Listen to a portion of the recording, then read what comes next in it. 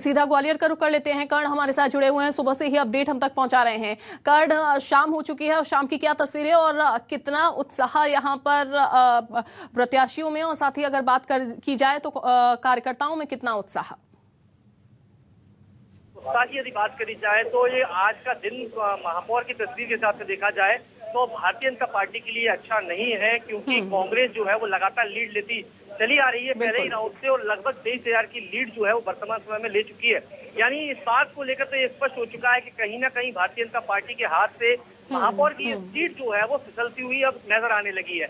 हालांकि इसके विपरीत हम देखते हैं तो वार्ड के स्तर पर काफी जो तस्वीर जो है लगभग 38 सीट जो है वो भारतीय जनता पार्टी के कब्जे में होती हुई नजर आ रही है। लेकिन यदि हम बीते 2015 की अगर तुलना करते हैं तो 45 सीटें थी जो कि बदलकर 38 पे आई, तो कहीं ना कहीं भारतीय जनता पार्टी को नुकसान यहाँ पर साफ होता हुआ नजर आ रहा है। पार्टी के जो जिलाध्यक्ष है कमल माखीजानी, उनसे जब बातचीत करी थी उन्होंने इस बात को लेकर भी स्पष्ट किया है कि ये तस्वीर जो नजर आ रही है इसको लेकर पार्टी समीक्षा करेगी, क्योंकि ये तस्वीर देखने में आई है कि कई वार्डों में भारतीय जनता पार्टी के पार्षद को तो लीड मिली है, लेकिन उस वार्ड से भारतीय जनता पार्टी के जो मेयर उम्मीदवार हैं उनको नुकसान हुआ है या फिर वहां पर उनको वोट जो मिलने चाहिए थे वो नहीं मिले हैं। तो कहीं ना कहीं जो मतदाता है वो जो मेयर का चेहरा है और जो पार्षद का चेहरा है उसमें उन्होंने अंतर किया है। मतलब इस बार बिल्कुल कर्ण, लेकिन मैं ये भी देख पा रही हूँ कि आपके पीछे तमाम लोग मौजूद हैं। अगर छोटी छोटी प्रतिक्रिया अगर उनसे ले लें, वो किस तरीके से देख रहे हैं इस बार के कांग्रेस की एंट्री यहाँ पर हुई और उन्होंने खाता भी खोल दिया। देखिए बिल्कुल कुछ लोग मौजूद हैं, उनसे चर्चा भी कर लेते हैं, क्योंकि कांग्रेस की जो तस्वीर जो है वो काफी हद तक सुखद नजर आ रही है कार्यकर्ताओं को। कैसी तस्वीर देख रहे हैं इस बार महापौर की आप? बिल्कुल 57 साल का जो सूखा पड़ा है और बिल्कुल ग्वालियर की जनता ने भरपूर उस पर सूखे पे बारिश की है और अभी और कुछ समय बाकी है, तो ऐसा लग रहा है बाढ़ ही आएगी वोटों के रूप में। और जनता बदलाव चाहती थी, पब्लिक बदलाव चाहती थी और पब्लिक ने बदलाव किया है और महापौर इस बार कांग्रेस प्रत्याशी जिन्होंने डॉक्टर शोभा सिकरवार जी लगभग बन के आ रही है, ऐसी उम्मीद है। क्या उम्मीद कर रहे थे कि इस लगभग 57 साल का जो उम्मीद लगाए बैठे थे कि इस बार वो उम्मीद पूरी हो सकती है? किन मुद्दों को लेकर कांग्रेस गई थी लोग? ये जनता का मत है, जनता ने दिया है, जनता के दिल में जगह बना ली। डॉक्टर सतीश सिंह सिकरवार विधायक जी रहे, शोभा सिकरवार जो महापौर प्रत्याशी रही, जो पूरे परिवार ने जनता के बीच में इतने सालों से जो रहे काम करते आए, उन्होंने जनता के बीच में जगह बनाई। उस जगह बनाने की वजह जनता ने उनको आशीर्वाद के रूप में ग्वालियर शहर की कई आवश्यकताएं हैं जनता की, जिनमें विशेष तौर पर देखा है तो पेयजल की एक बड़ी आपूर्ति की व्यवस्था होना जरूरी है, क्योंकि अभी तक तिघरा जलाशय ही एकमात्र विकल्प बतौर काम कर रहा था। तो क्या इस बार लगती है कि कांग्रेस इस बार विकल्प के बतौर या व्यवस्था के बतौर कुछ कर सकती है पेयजल आपूर्ति को लेकर? पिछले 57 साल से भारतीय जनता पार्टी ने ग्वालियर शहर के लिए जो प्राथमिक समस्याएं, मूलभूत समस्याएं हैं, उनकी पूर्ति नहीं कर पाई थी अभी तक।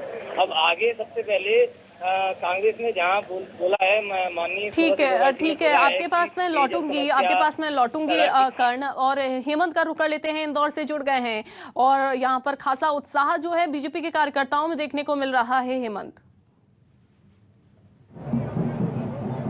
देखिए बिल्कुल 20वां राउंड चल रहा है और 1.25 लाख से ज़्यादा की लीड यहाँ पर मिलती हुई कांग्रेस को दिखाई दे रही है। और ये जो माहौल है यहाँ पर, जो आप ढोल नगाड़ों की आवाज़ सुन सकते हैं, कार्यकर्ताओं का खासा उत्साह यहाँ पर देखने को मिल रहा है, क्योंकि बीजेपी जो है वो जीत की तरफ पहुँच रही है। 64 वार्डों में बीजेपी अपना परचम लहरा रही है और 18 वार्ड में कांग्रेस लहरा रही है। इसके साथ साथ 3 जो है निर्दलीय प्रत्याशी सामने आ रहे हैं। तो कहीं ना कहीं जो रुझान है वो यहाँ पर साफ तौर पर बीजेपी के पक्ष में होते हुए दिखाई दे रहे हैं। और आतिशबाजी और यहाँ पर ढोल नगाड़ों की पर जो कार्यकर्ता वो खासे उत्साह नजर आ रहा है। कई यहाँ पर लोग हैं, क्यों कितना उत्साह है यहाँ पर, कितना उत्साह है? हाँ, कितना उत्साह है? हाँ,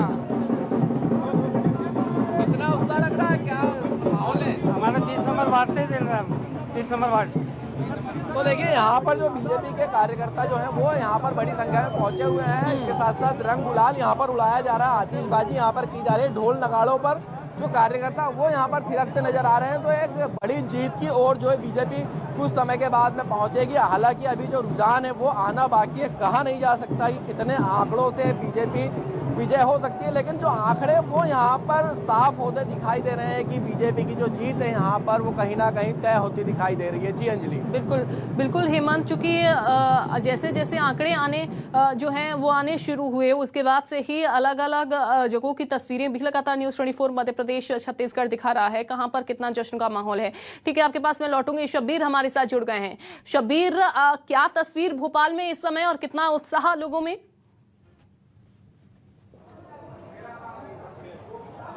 देखिए अंजलि, सबसे पहले बढ़त की बात कर लेते हैं और ये कह सकते हैं कि बीजेपी ने भोपाल में निर्णायक बढ़त बना ली है और उसकी सबसे बड़ी वजह यह है कि करीब 70,000 के करीब मालती राय आगे निकल चुकी है, 70,000 वोटों से आगे निकल चुकी है। कांग्रेस को जहां जहां से उम्मीद थी अंजलि, वहां वहां ही कांग्रेस को हार का मुंह देखना पड़ा है। जैसे सबसे महत्वपूर्ण जो नरेला तो ठीक है कि वहां पे विश्वास सारंग का इलाका है, लेकिन दक्षिण पश्चिम से कांग्रेस को काफी उम्मीद थी क्योंकि पूर्व मंत्री और वहां के विधायक है पीसी शर्मा, वो काफी सक्रिय नेता माने जाते हैं, लेकिन वहां से कांग्रेस के एक दिग्गज पार्षद जो है अमित शर्मा चुनाव हार चुके हैं 800 वोटों से करीब, और संतोष कंसाना 70 वोटों से, जो महिला कांग्रेस की शहर अध्यक्ष भी हैं, उनकी बेटे चुनाव लड़ रहे हैं वहां से। पिछली बार वो करीब 4,000 से उस वार्ड से जीती थी, लेकिन इस वक्त वो 70 वोटों से पीछे हैं और अभी भी 2 राउंड की वहां पर वोटों की गिनती होनी है और वहां पर ये कह सकते हैं टक्कर का मुकाबला है। लेकिन इन सब के बीच अंजलि,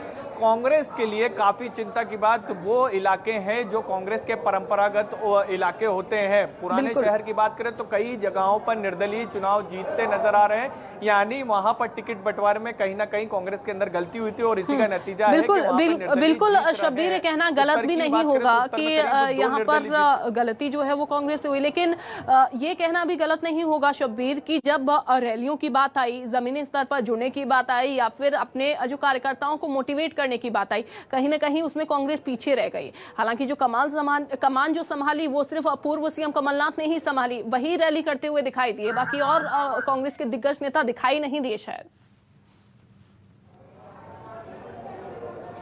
बिल्कुल सही सवाल आपने पूछा है अंजलि।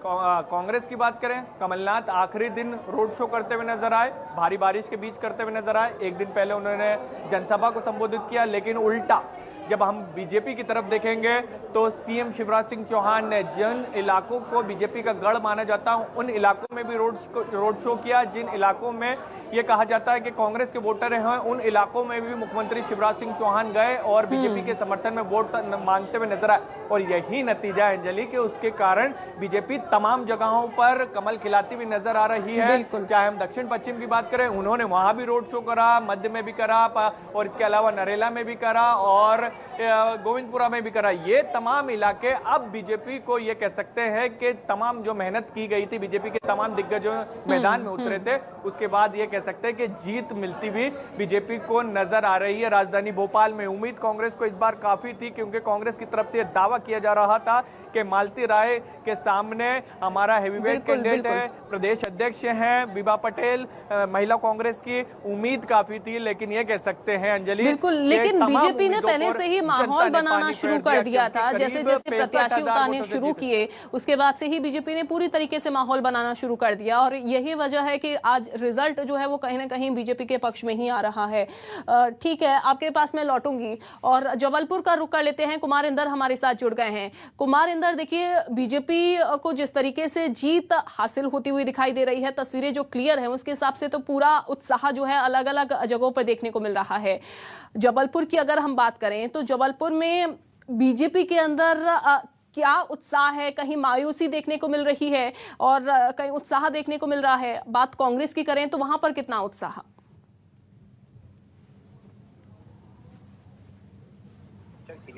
जबलपुर का मेयर कौन होगा और मेयर होगा कांग्रेस प्रत्याशी जगत बहादुर सिंह अन्नू, क्योंकि 45,000 से ज्यादा से वो लीड कर रहे हैं।